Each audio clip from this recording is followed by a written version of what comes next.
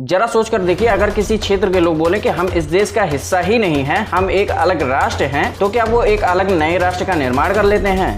क्या वो एक अलग देश बना लेते हैं? अभी हाल ही में बलूचिस्तान ने पाकिस्तान से अलग होने का दावा किया है। क्या ये इतना आसान है? चलिए जानते हैं आज की इस वीडियो में। सबसे पहले हम जानते हैं कि एक देश का निर्माण कैसे होता है और एक देश को बनने के लिए बेसिक चीजें उसके पास क्या क्या होनी चाहिए। एक क्षेत्र देश तभी बन सकता है जब उनके पास कुछ बेसिक सी चीजें अवेलेबल होती हैं। जैसे सबसे पहले उनके पास वैलिड आइडेंटिटी वाले पर्याप्त लोग होने चाहिए जो उस देश में रहने के योग्य हों। उसके बाद उन लोगों के पास एक अच्छी खासी टेरिटरी यानी जमीन होनी चाहिए जिस पर वो सब लोग रह सकते हैं और उनके पास उसका नियंत्रण भी हो। और इसके बाद उनके पास एक अच्छी खासी सरकार होनी चाहिए जो देश को संभाल सके। अब पाकिस्तान की तरह ना हो कि घर में बिजली भी नहीं है, ट्रेजरी में पैसा भी नहीं है, लेकिन ये जरूर देखना है कि आखिर भारत कर क्या रहा है। पाकिस्तान की कंडीशन देखकर मुझको राजपाल यादव की एक लाइन याद आ जाती है कि खाने को चने नहीं, पिछवाड़ा मांगे जायफल, और तनख्वाह 550, कंधे पे टांगे राइफल। यानी करना धरना कुछ नहीं है, लेकिन हमेशा इंडिया की चिंता जरूर करनी है कि भैया इंडिया कर क्या रहा है। चंद्रयान छोड़ रहा है तो हम भी छोड़ देंगे,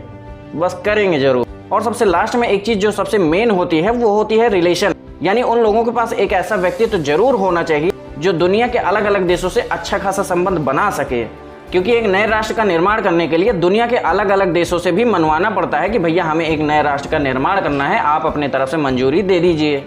आज बलूचिस्तान पाकिस्तान का ही एक राज्य है जिसने अपने आप को पाकिस्तान से आजाद घोषित कर दिया है।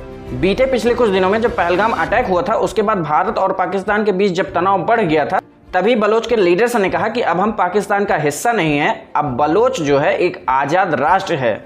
लेकिन क्या कह देने से ही आजादी मिल जाती है? मैं भी लखनऊ में रहता हूं, मैं अगर कह दूं कि भैया योगी जी ऐसा है, अब मुझको लखनऊ जो है ये एक मेरा अलग राष्ट्र बना दो, तो क्या मुझको अलग राष्ट्र बना के दे दिया जाएगा?